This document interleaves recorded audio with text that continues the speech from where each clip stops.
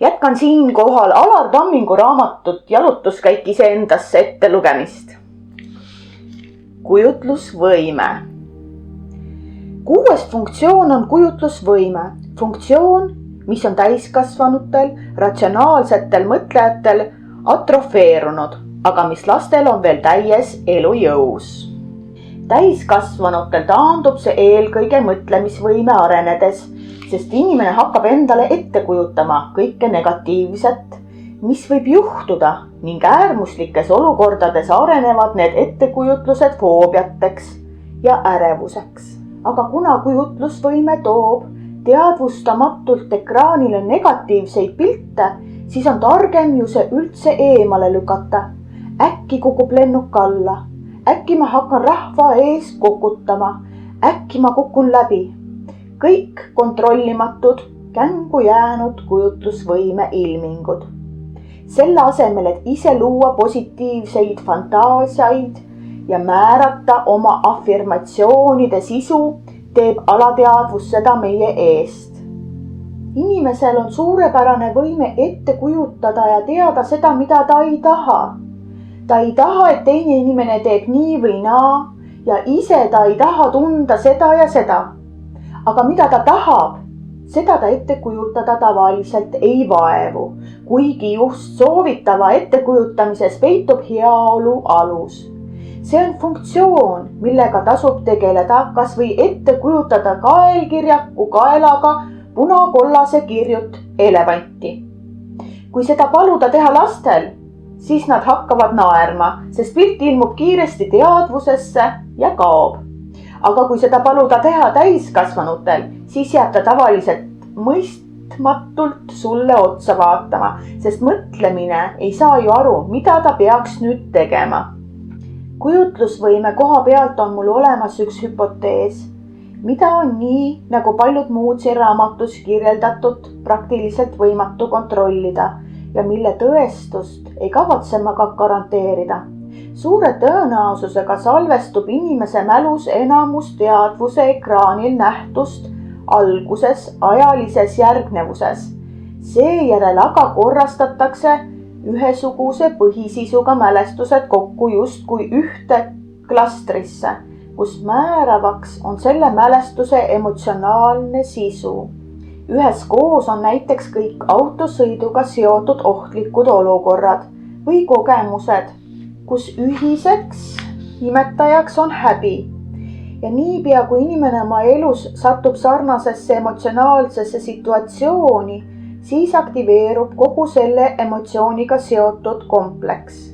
See, kas kompleks ületab teadvuse läve ja inimene suudab seda väljendada verbaalselt või väljendub ebamugavustundena, kus inimene ise ei suuda leida selle ebamugavuse põhjust, sõltub eelkõige enese teadvustamise astmest ja senisest tööst iseenda minevikuga. Ühesõnaga, esimesed kogemused on meil teadvuses allpool ja kõige all on siis varase lapseea või isegi emakasisesed kogemused. Häbi puhul on inimese mälus koos kõik olukorrad, kus tunti häbi. Igaühel on need erinevad, kui kõige all on tavaliselt kogemus lapsepõlvest. Näiteks olukorrast, kus lasteaias teised lapsed tegid kätega suuri ringe ja harjutasid koorilaulu sõnadega häbi, häbi, püksis käbi. Või oli hoopis tegu luuleanniga, aluse panemisega. Mine võta nüüd kinni. Antud teema juures on hästi oluline mõista lapse kõnelema õppimise protsessi. Laps õpib kõnelema läbi konkreetsete objektide. Konkreetsed objektid on näiteks ema, auto, laud, pall ja nii edasi. Sõnad, millel on olemas materiaalses maailmas füüsilisel kujul vaste. Hiljem tulevad numbrid, aga see eeldab juba loendamisoskust ehk elementaarset mõtlemisfunktsiooni ja siis juba abstraktsemad sõnad, millel füüsilises maailmas vaste puudub. Usaldus, sõprus, demokraatia, paradigma, filosoofia, juriidika, demagoogia ja nii edasi. Sõprus võib küll lapse jaoks seostuda sellega, et teine laps kingib talle kommi kuid põhimõtteliselt on need abstraktsed terminid. Minu hüpotees oletab, et kui inimene kuuleb mingit sõna, millel on füüsilisel kujul vaste, siis alateadvuses kaasneb selle sõnaga seotud pilt.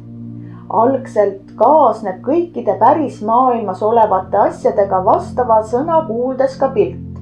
Kui lapsele öeldakse kutsu, siis ta hakkab otsima seda kutsut, mille järgi ta selle sõna omale mälusse oli asetanud.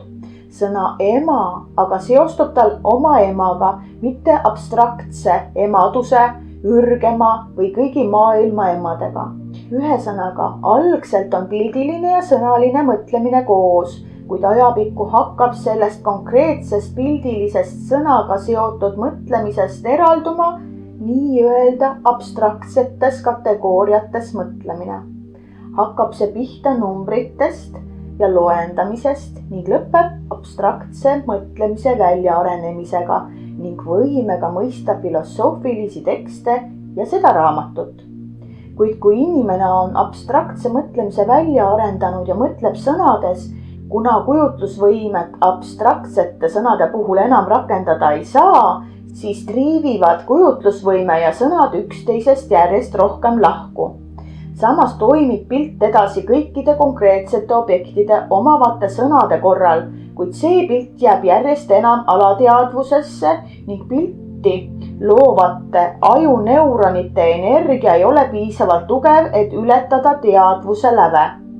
Teiste sõnadega, kui inimene midagi räägib, siis käib seal all taustal veel väga korralik alateadlik protsess, mis koosneb veel nende sõnade tähendusest ja piltidest, aga teadvusse see teema enam ei jõua.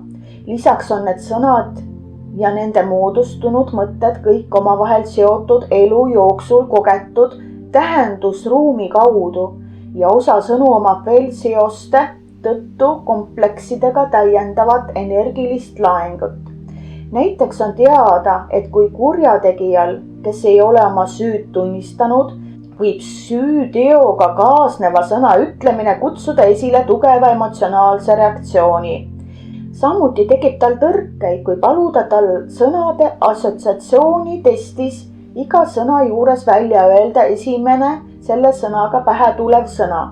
Kui talle öelda nuga, siis seostub see tal verega, kuid kuna ta teab, et seda välja öeldes on ta end reetnud, siis võib tekkida pikem paus, kus ta haarab kinni näiteks noaga riimuvast sõnast nuga, juga, aga kogenud psühholoogi valvsa silma jaoks on sel hetkel asi selge.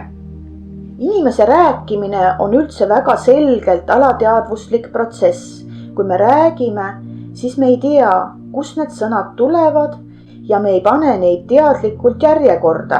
Sama kehtib ka selle raamatu kohta. Seda ei kirjutata mitte sõna järel, vaid pigem mõtete ja ideedena, mis siis ise moodustavad lauseteks.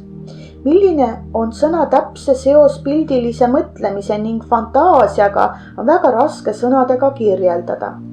Selleks, et fantaasiat arendada, oleks mõistlik tavaline mõtlemine ja eelkõige kriitika ehk reaalsuskontroll unustada. Pildilise mõtlemise arendamine ning fantaseerimine võiks olla samuti inimese psüühiliste funktsioonide registris ja kasutuses. Võib ka oletada, et pildiline mõtlemine on lisaks inimesele ka loomadel, vähemalt imetajatel, aga ei ole välistatud, et ka sääsel ja sipelgal. Nägemismeele kaudu saabuv info korrastatakse ka seal mingit moodi ära. Mingit moodi need rotid oma labürindi ikkagi läbivad ja põhimõtteliselt on meil silmaehitus teiste imetajatega sarnane, nii et sisend välismaailmast saabub samamoodi. Sisendi töötlemisel tulevad esile aga erinevused. Ja eriti suureks lähevad need erinevused, kui toored impulsid välismaailmast töödeldakse läbi sõnalise struktuuri. Kogu seda mängu nende 6 funktsiooni ümber koordineerib tahe. Vähemalt võiks koordineerida. Tahe on justkui muskel, mida peab treenima ja kasvatama ning mis kängu jäädes atrofeerub ja juhtimispuldi ei tea kellele üle annab.